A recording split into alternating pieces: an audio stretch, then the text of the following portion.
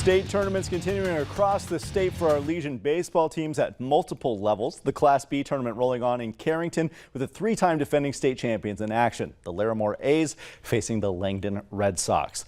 We're scoreless through the first two innings of this one, but the A's start to open things up in the third. Corbin Potts knocks it right over the head of the first baseman. That's going to be good enough for a base hit, and it's going to bring in the opening run of the day. It's a 1-0 lead for Lemoore, and they aren't done yet. Landon Peels slips this one past the third baseman. That's going to be good enough to bring Tate Mark back home. Connor Johnson's right behind him too. It's a 3-0 lead for the A's, but the scoring party isn't going to stop yet. Anthony Hansen with a big hit into right field.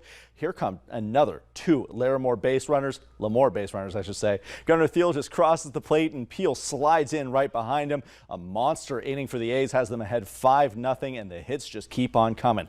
Lemoore with a run rule win, advancing with a 13-2 victory. And in the other half of the main bracket, it's Thompson and Cando facing off. The bats are alive and well for the Bearcats early in this one. Jack Alberg with a deep shot is going to stop just short of a home run. Two of his teammates do come back home, though.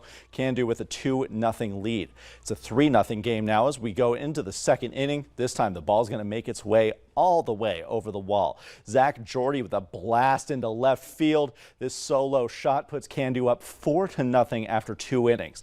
But Thompson isn't going away that easily, rallying all the way back to make it a 1-run game in the 6th inning.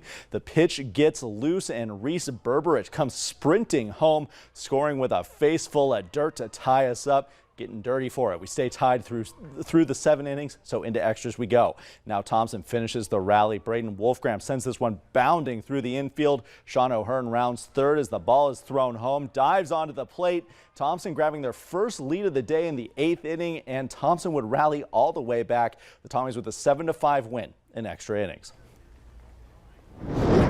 And in case you missed our 6 o'clock show, 2 of our local teams are now set to meet tomorrow in the AA bracket. Fargo Post 2 and the defending state champion West Fargo Patriots, both advancing to the final game of the main bracket at that level.